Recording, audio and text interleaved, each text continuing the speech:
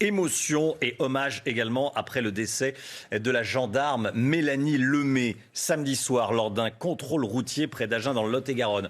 On a appris que le chauffeur roulait à plus de 130 km/h, qu'il n'avait pas le permis, qu'il transportait de la drogue, qu'il avait pris également de la drogue. Il conteste, lui, toute intention d'homicide. Vous voyez tous les bouquets de fleurs qui ont été accroché en hommage à cette gendarme de seulement 25 ans. On est en direct avec Maître Steve Ruben, avocat pénaliste. Bonjour Maître, merci d'être avec nous dans ce journal de 6 heures. Le chauffard qui a tué la gendarme, je le disais, roulait à 130 km/h, il n'avait pas de permis, il avait pris de la drogue, il en transportait.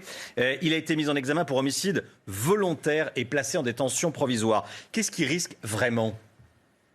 Sans aucune discussion, c'est une affaire évidemment dramatique pour les uns et pour les autres.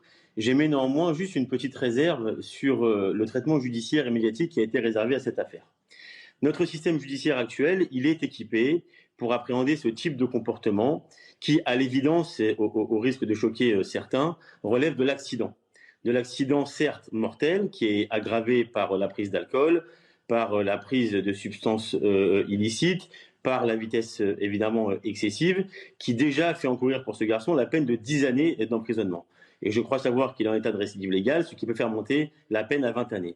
Or, j'ai trouvé que ces effets d'annonce, d'ailleurs très maladroite, je trouve, d'indiquer simplement que c'est un homicide involontaire, c'est-à-dire un meurtre, et donc chercher de l'homicide volontaire dans l'état d'esprit de ce garçon qui lui fait encourir une peine de la réclusion criminelle à perpétuité, j'ai trouvé ça un petit peu maladroit. Donc, alors, en l'état actuel des choses, bien que tous les acteurs du monde judiciaire savent pertinemment que jamais une affaire comme celle-ci ira devant la cour d'assises, fait qu'aujourd'hui, il encourt la réclusion criminelle à perpétuité. Maître, souvent les forces de l'ordre sont découragées parce qu'elles arrêtent des voyous qui ressortent trop vite de prison en réalité. Il est là le sujet. Mais en fait, je ne pense pas qu'en l'état, ça soit le sujet. Au contraire, le système judiciaire a fonctionné à plein.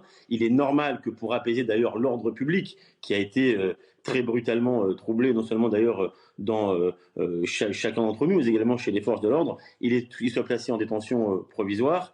Après, vous savez, ce type de comportement, aujourd'hui, il touche des gendarmes, demain, il touchera un piéton, après-demain, il touchera une femme qui est enceinte. C'est hélas le fonctionnement normal, j'ai envie de vous dire, d'un système, d'une société normale, mais il est vrai que c'est totalement anormal. Merci beaucoup Steve Ruben, Maître Ruben, d'avoir été en direct avec nous dans ce journal de 6 heures. Merci à vous, très bonne journée.